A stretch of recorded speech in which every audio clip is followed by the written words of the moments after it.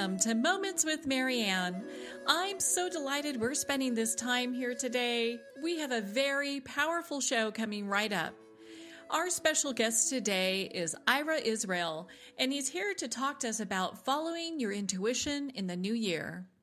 Now, Ira is a licensed professional clinical counselor, a licensed marriage and family therapist, and mindful relationship coach. He graduated from the University of Pennsylvania with a graduate's degree in psychology, philosophy, and religious studies, and he's taught mindfulness to thousands of physicians, psychologists, attorneys, engineers, and creative professionals across the U.S. So let's welcome to the show, Ira. Thank you very much, Marianne. It's a pleasure to be here. Hey, I'm so excited we get to spend this time together again. I mean, we were just talking last month, and my goodness, you are just a wealth of information and insight. You're very kind. Thank you so much. Well, I know today we're talking about following your intuition, and with the new year here, what are some tips our listeners can put in place to kind of start doing that? The most amazing thing happened to me yesterday, and I have to just recount this crazy story. I spent a terrible 2 hours on Thursday driving down to the Symphony to watch Michael Tilton Thomas from San Francisco conduct Bruckner.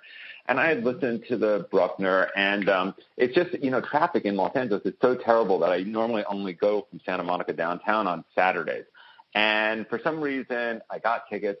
I went downtown, and it was an amazing performance, and it was a very strange thing because I noticed people around me, one of whom I walked by, and his name is Beck. He's a musician. I had met him years ago. So, and then I told my friend who I brought, I just walked by Beck, and she was like, oh, really? I want to see him. He's one of my favorite musicians. So we walked by, and then oddly, Beck sat down next to us. And got a chance to chat for a second. But that's not what's interesting. What happened is that during the intermission, I saw a gentleman who was probably about my age. And it turns out he's exactly my age. And probably he had a little bit longer hair. There was something about him that I just noticed. He was with his wife. But it was like this one frozen second that's in my mind, and we were walking out towards the garden, and he was paying for, I guess, 2 beverages, and it was just a split second. So, cut to 4 days later, 15 miles away at Bardona Cafe on Montana Avenue. I just am doing my crazy Sunday morning thing. I have the New York Times, and I was going to go to a yoga class, but the yoga teacher actually texted me and said that she was ill, so she was canceling the class. So I was just like, okay, I'm going to go for a coffee. And I take the New York Times. I go into Bardona, and the winds were quite gusty, so I take, for the first time ever, a table on the inside. And I go up to the counter, and after I place all my stuff down on the table, and I order coffee, and I walk back over to the table, and there's a guy, putting his stuff down with his family at the table. And he's like, oh, are you sitting there? I said, yes. And did you go see Michael Tilton Thomas conduct Bruckner at the LA Phil on Thursday evening? And he stands there, in total disbelief. He was like, yes. And I was like, yeah, I was there also. So, but that's not the interesting thing. So about following your interest, and so he's a lovely film composer named Klaus, and he's done a lot of films that you and I have seen, and it was just a really interesting thing, and we chatted about music, and it was just so nice to both want a table 15 miles away. And that leads me to my second story, which is how I got Reverend Michael Beckwith to endorse my book.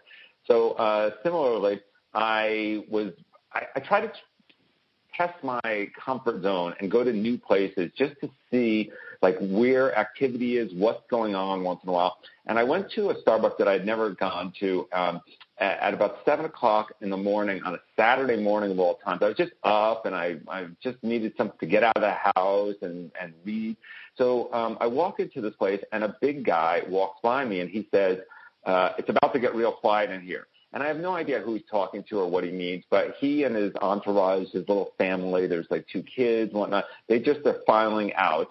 And I take a seat, and I also walk up, get a coffee, sit down, and about 3 minutes later, I look over on the seat across from me, and there's an iPhone.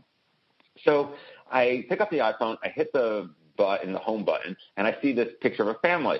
So I run out across the street. I run, and I'm a big guy. So I'm running full steam towards like this family, and I'm like, hey, guy. And so he turns around, and immediately, you know, he's a man. So he senses like a threat to his family, someone coming towards him. So, and he's my size. So he turns around, he's like, what? And I go, did you lose something? And he goes, and now he's really pissed because he's like, he thinks that there's a problem. Like, so he's like coming towards me, and I'm like, I hold up his iPhone and I go, is this yours? He goes, and a smile breaks on his face, and it's amazing. And he goes, thank you very much. And something clicked in my head. I was like, I'm supposed to meet this person. And I just left. But we didn't exchange names. We didn't do anything. He just said thanks. He left. So cut to 2 weeks later, I'm at Lisa Haisha's house in the Valley, which is a good 25 miles away. And a kid walks up to me, and he goes, is your name ira-israel? And I go, yes. And he says, I'm Joe Gold. I lived across the street from you in 1972 in Stamford, Connecticut.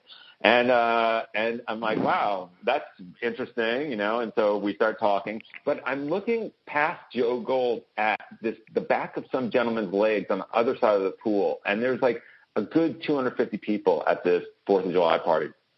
So I walk up to the guy, and I say, the guy with the tattoos on his legs, I said, you didn't lose an iPhone in Starbucks 2 weeks ago. So, yes, he did. His name's Eric de la Barre, and he wrote Conversations with God, the movie, and he's friends with all these people. And we exchanged numbers. It was lovely. We had coffee once, and, I didn't think anything of it. So then we cut to a year later, and, I'm getting endorsements for my book, and I have like Sting and Marianne Williamson and all these people. And I said, wouldn't it be nice to get Reverend Michael? And I had taught with him at Esalen, but I had no way to contact him. It's just there's not like some white courtesy, phone for spiritual people. It actually is quite difficult to get in touch with some of these people. So I was doing my laundry one day, and I bumped into Eric de la Barre, and he says, what are you up to? So literally, I tell him, I said, I'm trying to get in touch with Reverend Michael. I have no idea why I'm telling this stranger this. And he's like, oh, well, just ask. I'll call him. And he's like, hey, Mike, so he's like, hey, I've known him for 30 years, So anyways, he gets the book. And so the point is that, like, for whatever reason, when your body says, go someplace new, try this new place, do something new, like you never know who you're going to meet. And for me, like going to this one place yesterday, I met this film composer, and I primarily work as a psychotherapist for musicians. So it's always lovely for me to meet professional musicians.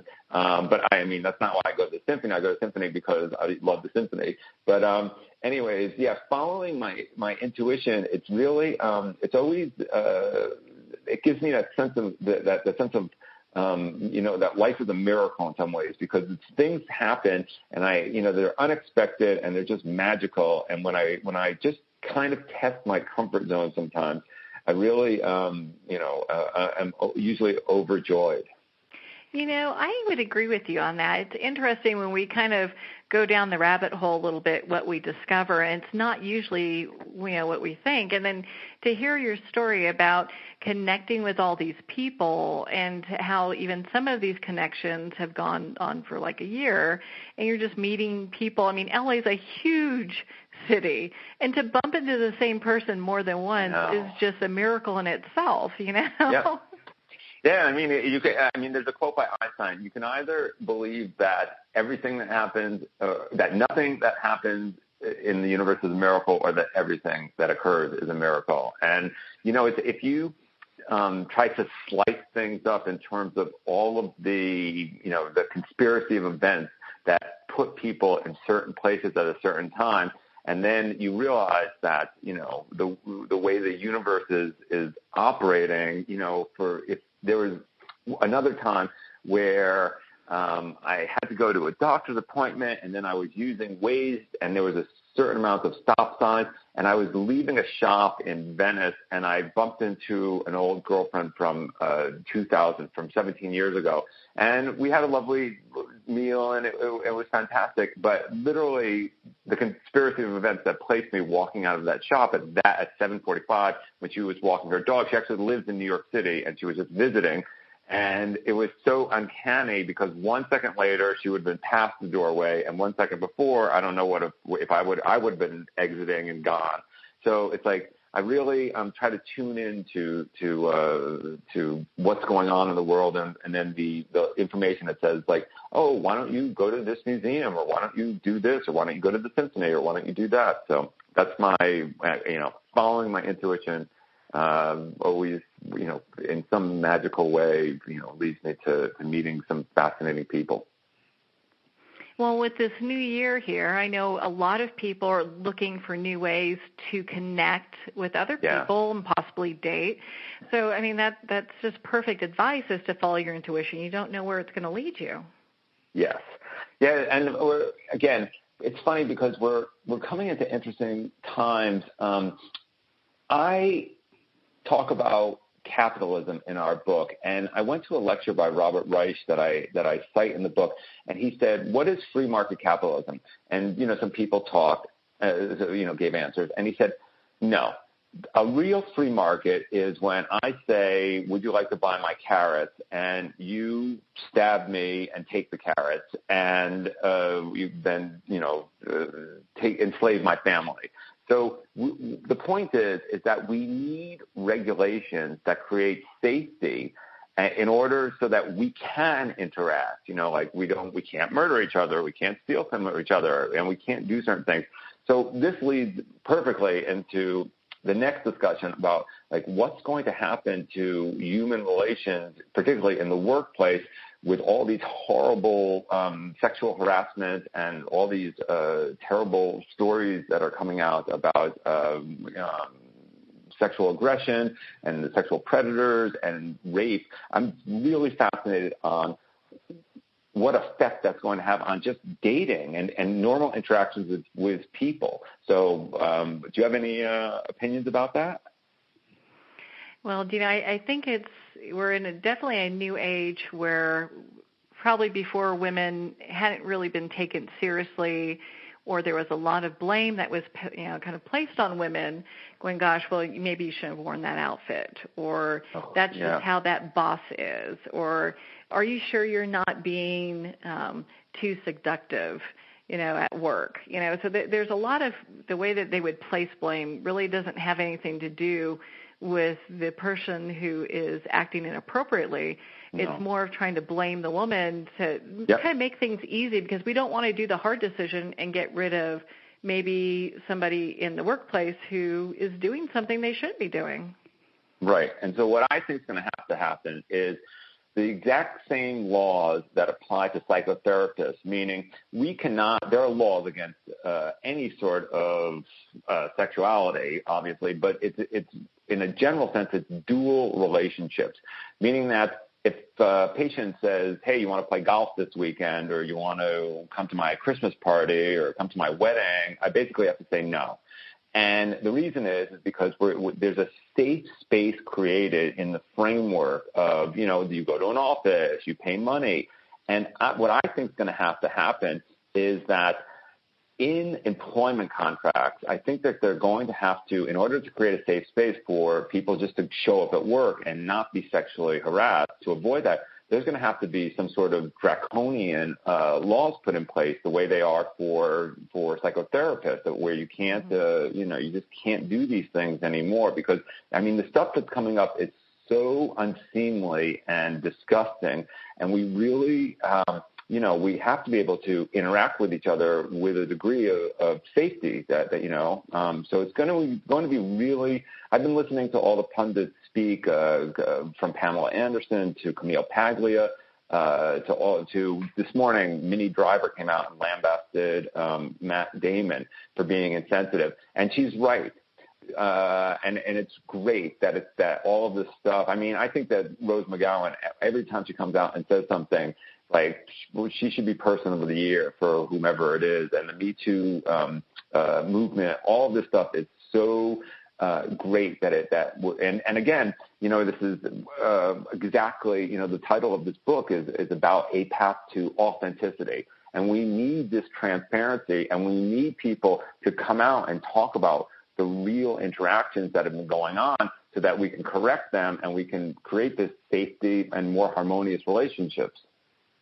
Well, and I know you're referring to your book that came out just recently, How to Survive Your Childhood Now That You're an Adult, which is hugely popular because so many of us kind of carry around our old childhood wounds, not really realizing we're doing that. Right. And so one of the quotes in the book is from Maslow. I say, when the only tool you have is a hammer, every problem resembles a nail. So, I mean, this is a whole other discussion that we probably shouldn't get into. But, you know, these behaviors, whether it's Kevin Spacey or Harvey Weinstein, these are learned behaviors. And I really think that there's going to have to be courses in our school system and a whole new wave of interacting with people that's taught so that that people know right and wrong. And, you know, I love, you know, I don't want to talk about instant karma, but it's fascinating to me that there are some of these people like Russell Simmons or Harvey Weinstein that have daughters. And so once you have a daughter and you realize that maybe at some point in time you were sexually aggressive with a woman or, you know, in the case of Harvey Weinstein, probably much worse than that. You know, it shifts radically your paradigm. You're like, wow, like, you know, I was really disgusting. I was awful. And now that, you know, I wouldn't want the same behavior imposed upon my daughters that I impose upon, you know, women. And so it's the raising of consciousness around these things and some of the language that these the men are using is really fascinating. I actually, you know, I've researched the definition of consent, and so when somebody says I deny that this interaction took place, all of our interactions were consensual, the person is basically admitting to rape because you cannot consent for someone else. You cannot give consent. You cannot, you know. So basically, there's going to have to be a really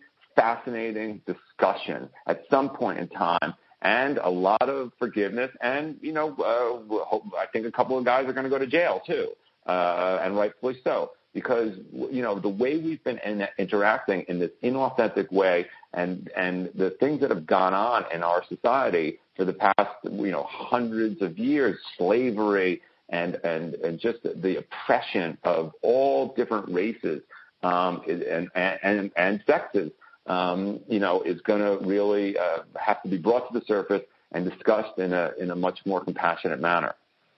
Yeah.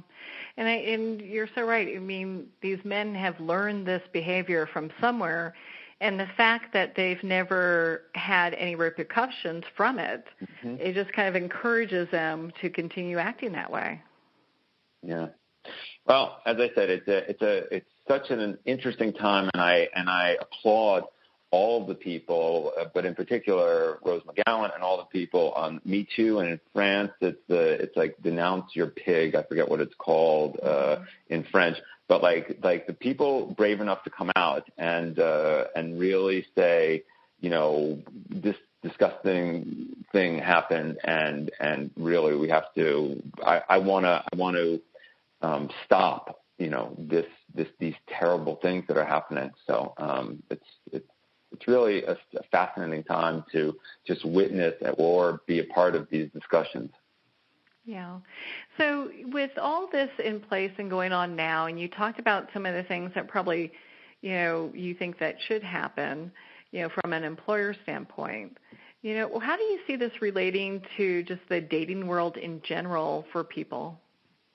Well, this is really, you know, it's fascinating to me because in the ambiguity, there is, I want to say, titillation, and that in particular is going to have to end. Meaning that there's a phenomenon that I'm familiar with from my patients, where like a millennial, a kid will, you know, text somebody he wants to have sex with late at night, like want to hang out, and that is incredibly vague. I don't even know what that means, want to hang out.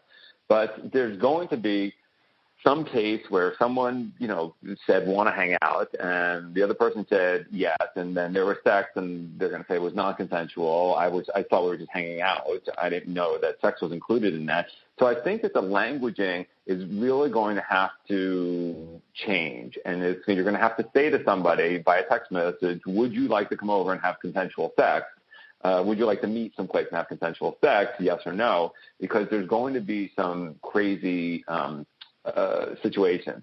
And I always talk about the lack of accountability in our culture. And so if you go back to the rituals from like the 1950s, early 1960s, Leave It to Beaver, things like that, if I was going to date you, like I would come to your parents' house, with flowers, and I would hand you the flowers, and then you'd go put them in water, and there'd be this interaction that takes place between me and your father. And at the end of that interaction, he would shake my hand, and he would say, well, have my little girl home by 11 or whatever. But what would really happen in that handshake is that he would be saying, if anything happens to my little girl, I will kill you. And we do not have, if you're swiping right or left, if you're meeting people through the internet, there's basically no accountability. And so it's a free for all right now. We don't know how to interact. There's no protocol in terms of who's going to pay, where we should meet. What constitutes like a date for one of us or both of us. And getting on the same page is ridiculously hard. And then the whole thing in terms of, and Esther Perel talks a lot about this. I forget what the way she couches it. She said something like, you can't front load your whole relationship. You can't, have your entire closet just open up and all your baggage spill out on the first date. So particularly when you're my age, 51 years old, and you have a lot of baggage. What constitutes authenticity in terms of, do you tell someone, what's about your finances or about your sexual history, or what do you tell? And so it's fascinating to me where, I always like to go to a museum or go someplace where it's not like a job interview, because if you just meet someplace, it's always like it comes across like like you're interviewing the person to play a role in the film entitled "This Is What My Life Should Resemble." So I find that to be very inauthentic, and I much prefer to go to a museum and talk about like what my date thinks of these 5 paintings than where she went to the prom and what happened in college and things like that. So I don't know. It's, as I said, everything's been deregulated in our culture since Ronald Reagan in terms of, economically, and it's also seeped down into our dating practices. So, it's a fascinating time to be out there and meeting people and to be trying to engage authentically and in a loving manner. And also, the whole situation with text messaging, 95% of all communications are nonverbal. So, when you're text messaging, text messaging is the equivalent of smoke signals. It's the most inefficacious way of getting any type of communication, of course, across. So, hopefully we'll learn that sooner than later too, and people will start picking up the phone again, and meeting at cafes, and we'll realize that we've been deluded into thinking that we're connecting with the other people by liking their Instagram and Snapchat and other Facebook type of online things. But really, what we need is hugs. We need community. We need to relate to each other and to empathize and to just, show up as loving beings in the physical sense. Oh, you're so right about that. You touched on something, Ira, that I'd love for you to kind of expand upon. I mean, when you talk about when's the right time to share like your financial well-being or what have you, or just different things. I mean, a lot of times when people get into relationships, it seems, or start dating, it seems that they're not sure what boundaries should be put in place. Like, how much information should you give somebody? Well, I always refer to this one woman I don't even have a picture of her in my mind because it was so bizarre. But we met on I think it was like Match.com or something, and we had a pleasant conversation, and then we set up like someplace to meet. And about 10 minutes before the meeting, she calls me up and she goes, "Are you in debt? I just have to know before I meet you because I can't be bothered with anybody who's in debt." And I was like, "I'm not in debt. I have absolutely no debt. I own my car. I own everything. Like I have debt." She's like, "Okay," because I don't even want to meet anyone who's in debt. And I was just like, "Wow, that's really, I have this dear friend for 43 years, Rob. He lives in Paris with his wife, and he is a night person. And his wife is a morning person. So he's like playing around with stocks and doing things on the internet until about 5 a.m. And then he goes to sleep. And his wife gets up around 5:30 and goes for a run because she's a runner.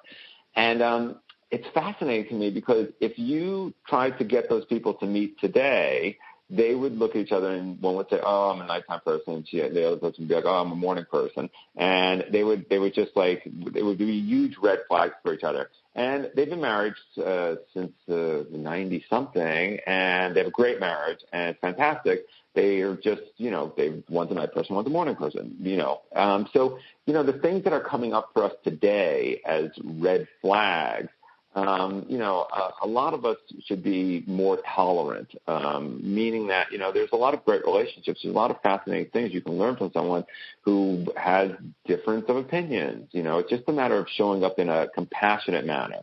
Now, regarding the information, it's very tenuous as to when to tell your partner about your your financial well-being or your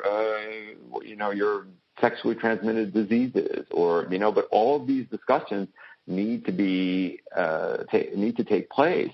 So, do they need to take place on the first date? No. But I think what we need to do really is we need, when I was in my 20s, I lived in Paris and New York. And when there was no internet back then, there were no cell phones. And when I met a woman someplace, like I was just normally blown away, by how different her experiences of the world were in terms of like what music she liked and what art and film. And I was just, I just thought my interactions with people were miraculous. The people that I got to meet in those cities always fascinated me, and they read beautiful literature, and they would propose that, that we talk about these things, and, it was just amazing. And I have to say, I think right now, and I don't think I'm alone, but, now at 51, people are jaded. And we have really low tolerances, and, one thing comes up and, we just kind of like, I can't work with that, and you walk away. So for me, in terms of, dating, it's really trying to show up with that sense of wonder and just, always being your highest self, and also always being true to yourself. There's no, I'm all about, from the book, we create a false self in order to survive our childhood. So we have a way of being that we created when we were 7 to 15 years old in order to try to get our emotional and psychological needs met as adolescents, and it worked. And so it's great, but that facade, whether you're the sarcastic guy or the sexy girl or the rich person or whatever you're showing the world, you really need to examine. And you really need to, because at the end of the day, you want someone to love your authentic self, but how can they love the authentic self if you're just showing the facade or persona that you created 30 years ago? So, it's a dance that we all have to learn how to do, and that's what I'm hoping that this book does, and my classes do, and what we do in psychotherapy is having that authentic conversation. I model authenticity, whether it's in my office or in my classes, and hopefully it inspires people to show up in an authentic and compassionate manner. And I think that's such an important discussion to have, because a lot of times people do get a little kind of sucked into, what things should appear like online, that they kind of lose sight of who it is that they are. Yeah. Well, it's a total facade. I mean, if you go on, I'm very interested in this. I mean, it feels like everyone. No, I'm so sorry. Not that. I shouldn't generalize. It feels like we're taking these odd cues from celebrities in terms of what we should show the world. And so, Facebook and these social media are not balanced representations of our lives for a lot of people. I mean, I have seen some people, go out on a limb and be super sad and talk about really serious things. And I'm not 100% certain that social media is the right forum for that either. But when you're proposing these things, and again, I have to mention that I talk about this in the book because I feel as if, I say that nobody went to a feudal lord 500 years ago and said, someday your economic system of feudalism is not going to exist, and instead of serfs and you protecting these serfs for them to toil your land, people are going to walk to factories or ride bicycles, and they're going to be paid dollars or pounds to make widgets that will be sent to some other place in the world. That feudal lord would not have believed you. So we can't see the next paradigm. All I know is that capitalism is a system, and that I feel social media is really a part of that capitalism, because we're if you really look closely at social media, people are selling things. In my community, everyone's selling coaching programs or some kind of, like take my online course or come to my workshop or do something like that. And, I'm not 100% certain that you can, show up as a loving, amazing human being when you're also trying to exact money from someone. Yeah. It just makes it a little bit more difficult to show up authentic when you've got a dual focus. Yeah, I mean, and it fascinates me because I live in this community and we're all trying to earn a living, but really I've had a lot of interactions with other people. I call it hovering, what we do here in Los Angeles, because and I don't know how authentic you want me to be, but, when you watch two dogs meet for the first time, they sniff each other's bottoms, right? And they have to discern, can I play with this other animal? Am I going to have to run from it? Is it going to try to want to have sex with me? Do I want to have sex with it? It does this thing that happens all, through the pheromones. And so I feel like human beings do something similar. Carolyn Mace actually talks about this in terms of finding your tribe, because, obviously for thousands of years, or up until very recently, we lived in tribes of 150 people, and you would basically have to, if you met someone from another tribe, you'd have to discern very readily, are they a friend or are they foe, right? And so we do something very similar, when we're just out and about in the world. We're trying to find our tribes. Are these people, do they pose a threat to me, or are they part of my tribe? But I definitely feel as if in my community, people, at some point in time, you want to be friends with them, and then they're like, oh, well, you should buy my this or come to my this, and there's some sort of money thing involved. And then you're questioning. You're sitting there like, well, I thought we were going to be friends, and now you're trying to, get $300 or $5,000 out of me. Like that was not what I signed up for. So I don't know. We really need to examine the way we interact with people and what we're doing with people, and then try to just show up as lovingly and compassionately in all ways of life. Well, and I'm so glad that you brought that up, because a lot of times, you have to discern who it is that you're meeting, and it takes some time. It's not something that, some people are easy to read, and who they are because they show up that way.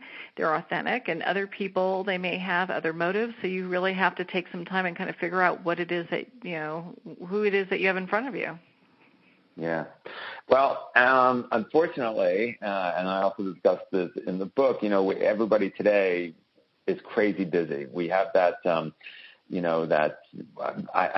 honestly refer to it as a self-righteousness. But, unless you're curing cancer or curing leukemia or doing something to help humanity, the things that most people consider to be crazy busy, they're not really, it just shows that their priorities are misguided, because at the end of the day, all of us want beloved on our tombstones. Nobody wants was crazy busy or, was admired for working 90 hours a week or could have spent more time at the office, on their tombstones.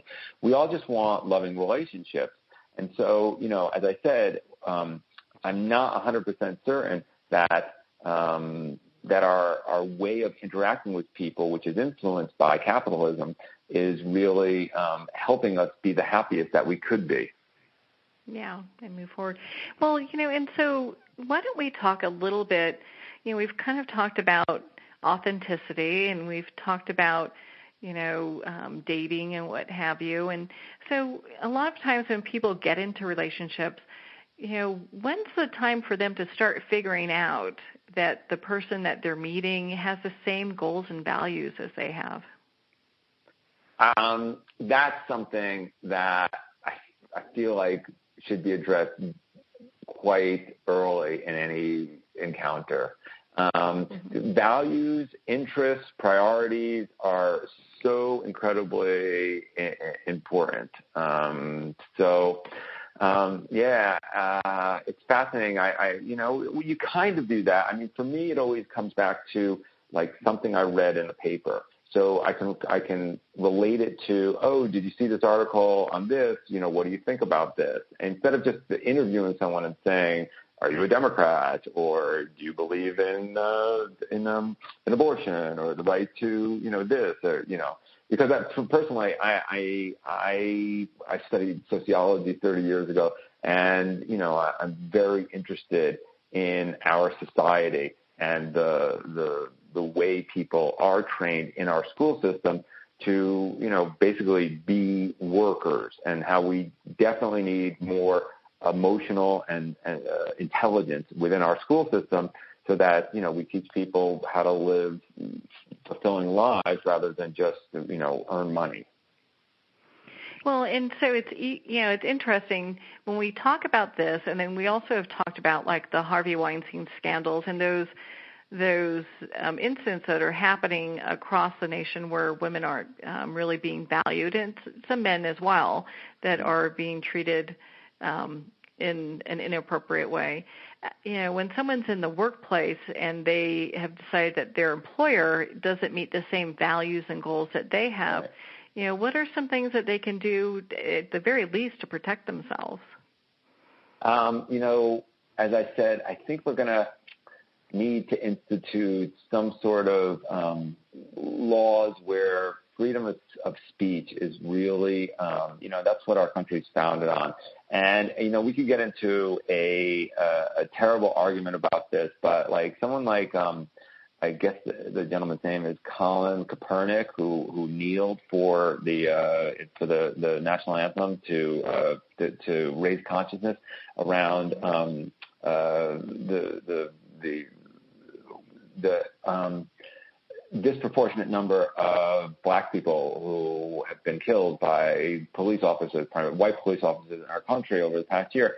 And I personally, and some of your listeners are going to hate me for this, but I actually think that's freedom of speech here too, and he has the right to do that. And I've had friends tell me, he was taking all this money from these people as an employee, to be a quarterback and blah, blah, blah. So he doesn't have the right to freedom of speech. And I think that's a very poor argument. I think at all sections of our culture, you have the freedom to express yourself and not fear, repercussions. And supposedly he's not been rehired, this Colin Kaepernick, as a quarterback in the NFL. So, I'm all for transparency, I'm all for authenticity, and I'm all for freedom of expression. And, that comes back to bite me on the ass, because obviously when the neo-Nazis marched down my street, I'm not going to be thrilled with them saying, kill the Jews, kill the blacks, kill the whomever. But, if you believe in freedom of speech, you really have to tolerate that underbelly. Well, and I'm sure you'd agree, as long as it falls within certain constraints where it doesn't harm or injure other people. Exactly. Of course, I know. I know what you're talking about. So I just wanted to make sure that was clear. Well, and I know in your book, How to Survive Your Childhood Now That You're an Adult, you talk about what people really want in life. What do people really want? I think that as sentient beings, our primary desire is to be loved unconditionally, and we've grown up in this very competitive society where we're only given tools to gain love conditionally because of the way we speak, because of the way we dress, because of the cool places that we go on vacation, because of the cars we drive, because of this and that. And so America functions as a giant resentment factory because we're constantly seducing people into liking our outer selves when what we really want them to love is our inner selves. So, it's psychologically, growing up in this culture is fascinating to me, and I hope that there's a radical shift and that we're empowering young people to tap into their authentic selves and express them.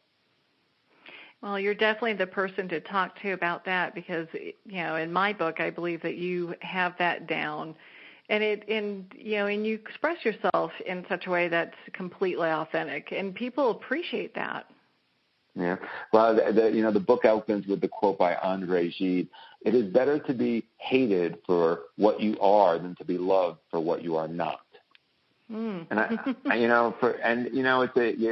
some point in time you have to develop a thick skin, and at some point in time you just have to know when to walk away. So for me right now, what I'm interested in doing is helping people have the right discussion. There was a beautiful bit on the last John Oliver show where he talks about whataboutism, and it's a very funny term, whataboutism.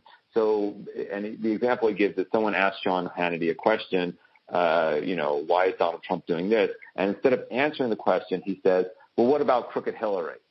So it's, for me, keeping people on track to having the right discussion as opposed to, what the circus that we consider to be television or, that theater that is now in politics. Really sitting down with people who you may disagree with, but really keeping the conversation at a high level. You can agree to disagree, but, if we're trying to sort out how do we create a safe environment for women to go to work, or how do we teach children how to, be empowered to speak their minds, after they've been bullied or things like that.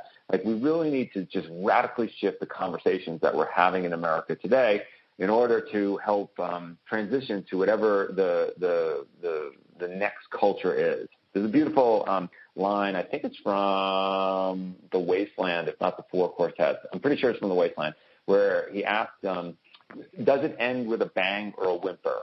So, societies transition, and, our society, as I say in the book, has borrowed $20 trillion, and now we're going another trillion in debt because of this new tax program that'll be implemented starting next year. And we're the beneficiaries of it through mortgages, student loans, and credit cards. And at some point in time, I'm unconvinced or unpersuaded that growth is going to, allow us to replenish the coffers of $21 trillion. I mean, that's a very large amount of money that, our country has borrowed because of our hegemony over the rest of the world in terms of safety and power. So, times are changing. We can expect the unexpected. And, I'm living right now in Santa Monica, and I woke up last Wednesday morning, and there was soot all over my front lawn, and I had left my bathroom window open, and my entire bathroom was covered in ashes. And, I'm about, as the crow flies, about 4 miles from the Bel Air fires. I mean, it would take me an hour to get there in the car because of traffic. But as I said, as the crow flies, I'm about 4 miles from the Bel Air fires. So, waking up, that something like that, like a fire, like all of a sudden, like you get a text message, like evacuate your house. That democratizes our society. It doesn't matter how wealthy you are or how poor you are. Like when those things happen, whether it's a tsunami or an earthquake or a fire, like then we realize, oh man, we're all in this together. Like it's not, we really have to learn how to live with humanity. We don't have to be in competition. We don't have to hoard things. Like it's not going to help us at the end of the day. We really just need to be there and securely attached and help other human beings. And all this competition is just some crazy, societal way of controlling people so that they don't, they just sign up to play this game called capitalism, and then they don't revolt. So I think there's going to be a new game. We don't know what it is. And, as I said, people like you and me hopefully will be able to, transition to that new uncertain way of interacting with people that I hope is, based on what His Holiness the Dalai Lama has been saying. My religion is kindness. And then, we don't have life is not a zero-sum game. We really can learn to live together and change the paradigm so that, I can't be great unless you're great. Like I want all of my students to thrive. I want all of my patients to have amazing relationships and amazing careers and really love their lives. So, that's what I'm doing, and I'm sure that's what you're doing also. It's such a great thing to want that for people and to help encourage people for that as well, especially sometimes in our climate that we have. It seems that there is so much going on that can be discouraging, so it's nice to have, bright lights like you in the world that help people kind of move beyond that. And I appreciate your insights and your views, not just on this topic, on several topics that we've touched on today. Dr. Ira, what are some final thoughts you'd like to leave our listeners with today?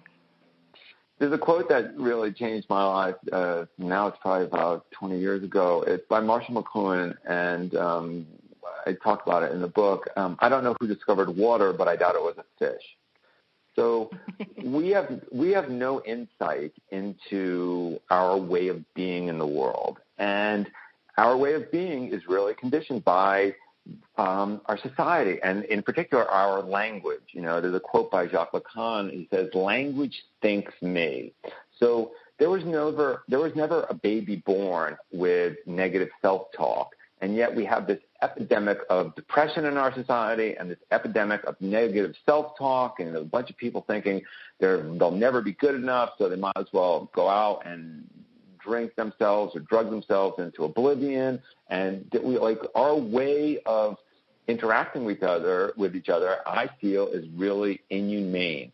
So the way I frame it at the end of the book is learning to surf the paradoxes of life, meaning that all these things that we consider to be normal, asphalt, iPhones, automobiles, they'll be gone in 500 years. When people will look back on us and they'll say, oh, those imbeciles, they didn't realize they could teleport themselves. They had to use these things called airplanes.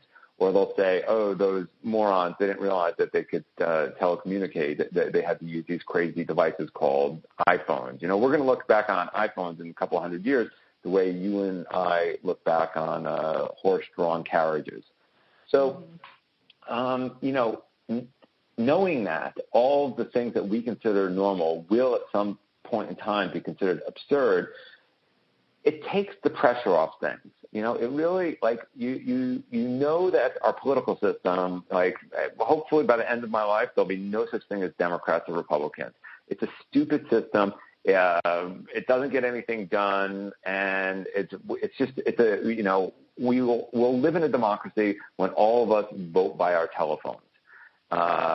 So it's just making that transition to eliminating, I forget how many billions of dollars are put into political action committees a year to try to influence those Democrats or Republicans. So, getting that status quo to say, okay, we don't need this anymore, we're going to all do something else, is extremely difficult. But we need to raise consciousness so that we can evolve into a much more harmonious society. Ira, you're so right. I mean, there's so much discussion that needs to be had around these topics, and I'm so glad that we were able to spend this time today with you to talk about them. I know you talked about, if people need help with different things, you do online coaching. Is that correct? I do. I love when people come to my classes at the Echelon Institute, and then, if they have further questions, I actually do this thing called drive-through therapy whenever I teach, and I give everyone 10 minutes. And for some reason, when someone, has come away for a week and they have 10 minutes with the teacher, they really don't dilly-dally. They just they're able to reframe their own core issue in a way so that they can address it head on in those 10 minutes. So, I don't believe in some of the older modalities like psychoanalysis. I really try to raise consciousness as quickly as possible, and I do that through, teaching classes at corporations and for private individuals and doing the online coaching. And where can our listeners connect with you and be part of your community? Just come to ira-israel.com, www.ira-israel.com. And, I really enjoy the emails and questions, particularly when people read the book. I've had some people, take photos of JPEGs of passages and then send them to me and say, I need to remember this every day, or why'd you say this, or how can I implement this in my life when my situation is like this? And it's all about showing up and helping people, Oh, well, you are such a huge resource to so many people. I'm so glad we got to spend this time today. Thank you for taking the time to be here with us and be on the show. Of course. Thank you so much for inviting me. It's a privilege. Well, we're at the end of our time today. I'd like to thank everyone for tuning in. You've been listening to Moments with Marianne. And remember, make every moment count.